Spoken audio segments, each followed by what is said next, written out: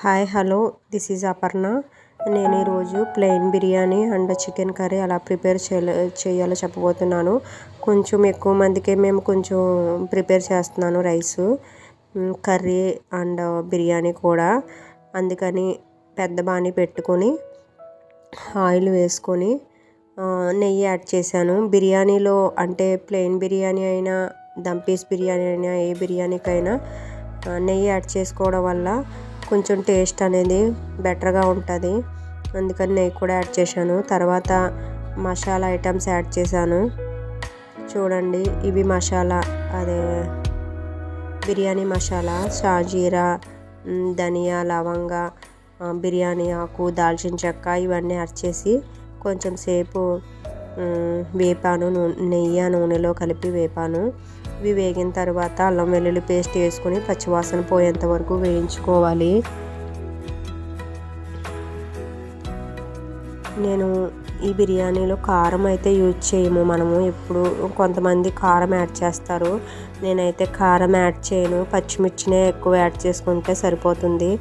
కానీ నేను చిన్నపిల్లలు ఉన్నారని తక్కువ పచ్చిమిర్చి వేసుకున్నాను. మీకు ఎంత కావాలో అన్ని పచ్చిమిర్చిని యాడ్ చేసుకుంటే మీకు కారం స్పైసీ ఎంత కావాలో అంత సరిపోతుంది.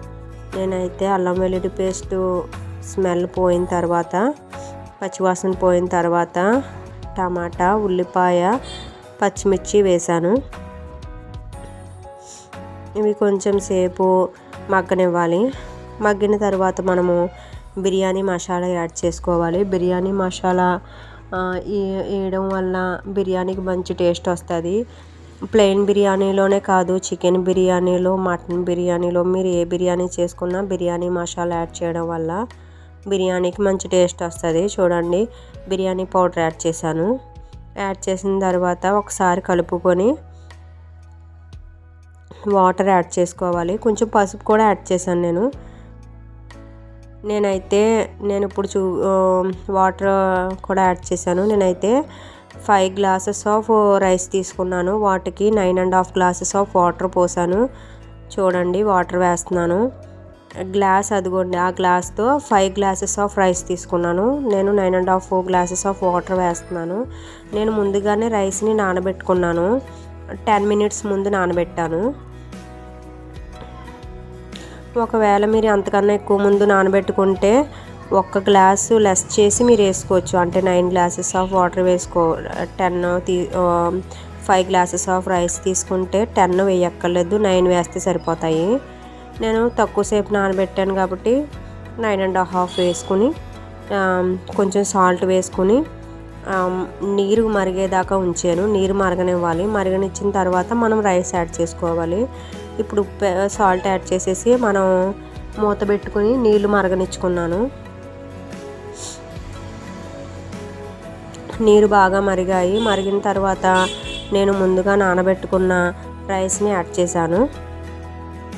రైస్ యాడ్ చేసిన తర్వాత మనం ఒకసారి కలుపుకొని మూత పెట్టేసుకొని కొంచెం హై ఫ్లేమ్లోనే ఉంచుకోవాలి. ముందు కొంచెం నీరు మనం చూసుకుంటూ ఉండాలి. కొంచెం నీరు దగ్గరికి వచ్చిన తర్వాత సిమ్లో పెట్టేసుకోవాలి, లేకపోతే అడుగు అంటుతుంది.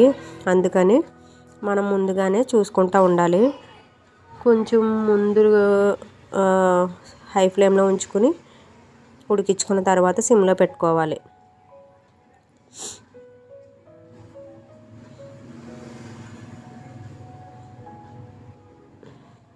చూడండి, మూత పెట్టేసి అలా ఉంచేసాను హై ఫ్లేమ్లో. ఇప్పుడు సిమ్లో పెట్టుకున్నాను. మూత ఓపెన్ చేసి చూసుకున్నాను, సిమ్లో పెట్టేశాను. కొంచెం ఇంకా నీరు ఉంది, వాటరిష్గా ఉంది. నేను కొత్తిమీర కూడా ఈ టైంలోనే యాడ్ చేసేసాను. అంటే కొత్తిమీర స్మెల్ అంతా బిర్యానీకి పట్టుద్దని యాడ్ చేసేసి లిడ్ క్లోజ్ చేసేసాను. క్లోజ్ చేసేసిన తర్వాత చూడండి, మళ్ళీ ఓపెన్ చేశాను. ఇంకొంచెం వాటర్ ఉందని చెప్పి ఫుడ్ కలర్ యాడ్ చేసుకున్నాను. కొంచెం లైటిష్గా వాటర్ ఉంది, ఫుడ్ కలర్ యాడ్ చేసుకున్నాను. ఇది మాత్రం ఆప్షనల్, మీ ఇష్టం. మీకు కావాలంటే యాడ్ చేసుకోండి, లేదంటే లేదు. నేను కొంచెం ఫుడ్ కలర్ యాడ్ చేసుకున్నాను, ప్లెయిన్ బిర్యానీ అని. చూడండి, ఇప్పుడు ఉడికిపోయింది బిర్యానీ. ఉడికిపోయింది కదా, కట్టేసుకోవాలి. స్టవ్ ఆఫ్ చేసుకొని సర్వ్ చేసుకొని తినడమే. నేను దీంట్లోకి చికెన్ కర్రీ ప్రిపేర్ చేశాను. అది కూడా ఎలా ప్రిపేర్ చేయాలో చెప్పబోతున్నాను ఈ వీడియోలోనే. నేను బిర్యానీ రైసు చూడండి ఉడికిపోయింది బాగానే, ఆఫ్ చేసేసాను. మా అమ్మాయి ఆకలేస్తుంది అన్నదని పెట్టేశాను బిర్యానీ. చికెన్ కర్రీ ఎలా ప్రిపేర్ చేయాలో చెప్పబోతున్నాను. ముందుగా మనము గ్రేవీ కోసము, మనకి బిర్యానీలో గ్రేవీగా ఎక్కువ ఉంటేనే బాగుంటుంది. చికెన్ కర్రీ గ్రేవీగా ఉండాలి అంటే ఒక ఉల్లిపాయ తీసుకుని, ఒక టమాటా తీసుకుని, ధనియాలు, లవంగాలు, జీడిపప్పు, కొంచెం దాల్చిన చెక్క, పచ్చిమిర్చి వేసుకొని మిక్సీ కొట్టుకోవాలి. మిక్సీ కొట్టుకుంటే ఇలాగా కొంచెం కర్రీలోకి గ్రేవీలా ఉంటుంది. ఇది మసాలా చాలా బాగుంటుంది. అందుకని ఇలాగా మసాలా కొట్టి పక్కన పెట్టుకున్నాను మిక్సీలో. తర్వాత